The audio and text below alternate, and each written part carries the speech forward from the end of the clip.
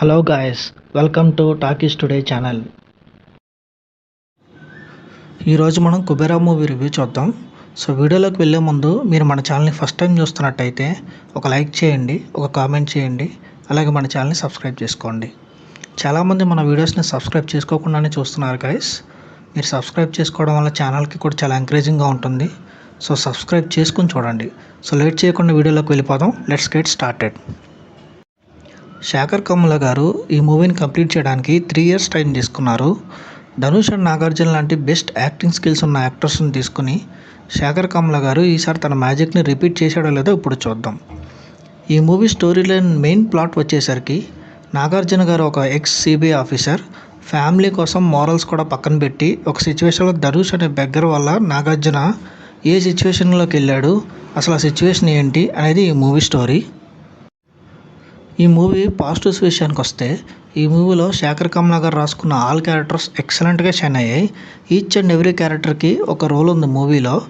Performance విషయానికి వస్తే నాగార్జున గారు యాజ్ యూజువల్ ఎక్సలెంట్గా చేశారు. మూవీ మొత్తం నాగార్జున గారు ఒక ఇంటెన్సిటీతో యాక్ట్ చేశారు. ఆయన క్యారెక్టర్లో పూర్తిగా ఇన్వాల్వ్ అయి చేశారు. వర్సటైల్ క్యారెక్టర్స్కి పెట్టింది పేరుగా కింగ్ నాగ్ కెరియర్ ఉంది. అలాగే ఆయన ఈ మూవీలో ఇంకొక వర్సటైల్ క్యారెక్టర్ ప్లే చేశారు. ఇంకా ధనుష్ విషయానికి వస్తే ఈయన్ని యాక్టర్ అనడం కంటే పర్ఫార్మర్ అనొచ్చు భయ్య. ధనుష్ ఈ మూవీలో చేసిన పర్ఫార్మెన్స్ తన కెరీర్లోనే ఆల్ టైమ్ బెస్ట్ అవుతుంది పక్కాగా. ఒక స్టార్ హీరో అయ్యుండి తను ఈ మూవీలో పోషించిన బెగ్గర్ క్యారెక్టర్ ధనుష్ కంటే కూడా ఇంకెవరో బాగా చేయలేరేమో అని అనిపిస్తుంది. ఆల్రెడీ నేషనల్ అవార్డు విన్నర్ అయిన మన ధనుష్ ఈ మూవీలో పర్ఫార్మెన్స్ అంతకు మించి ఉంది. బ్రహ్మానందం గారిది ఒక డైలాగ్ ఉంటుంది, అబ్బా ఏం యాక్ట్ చేస్తున్నావురా, నీకు ఆస్కార్ కొరియర్లో వస్తుందిరా అనే డైలాగ్ గుర్తొచ్చింది ఈ మూవీలో ధనుష్ గారి యాక్టింగ్ చూస్తే. ఇంకా రష్మిక గారి క్యారెక్టర్ విషయానికి వస్తే ఆమె రోల్ కూడా చాలా బాగా వచ్చింది మూవీలో. అండ్ రష్మికకి ధనుష్కి మధ్య వచ్చే సీన్స్ అయితే చాలా బాగా వచ్చాయి.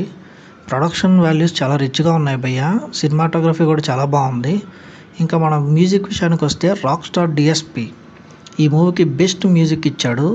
మూవీ స్టార్ట్ నుంచి ఎండ్ వరకు డిఎస్పి ఆడుతూనే ఉన్నాడు. బీజిఎం అయితే చాలా బాగా వచ్చింది. ఇప్పుడు ఈ మూవీ నెగిటివ్స్ చూద్దాం భయ్య. ఈ మూవీ మెయిన్ నెగిటివ్ వచ్చేసి రన్ టైం 3 hours 10 minutes ఉంది ఈ movie. But screen play bore కొట్టదు, కానీ మూవీ మటుకు చాలా లెంత్ అనిపిస్తుంది. ఫస్ట్ హాఫ్లో అయితే ఇంటర్వల్ ఎప్పుడు వస్తుంది అని ఎదురు చూసే సిచ్యువేషన్ మంది.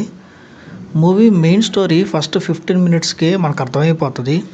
దానివల్ల తర్వాత మూవీ మొత్తం చాలా ప్రిడిక్టబుల్గా ఉంటుంది భయ్య. కొన్ని లాజిక్స్ అయితే డైరెక్టర్ మిస్ అయ్యాడు.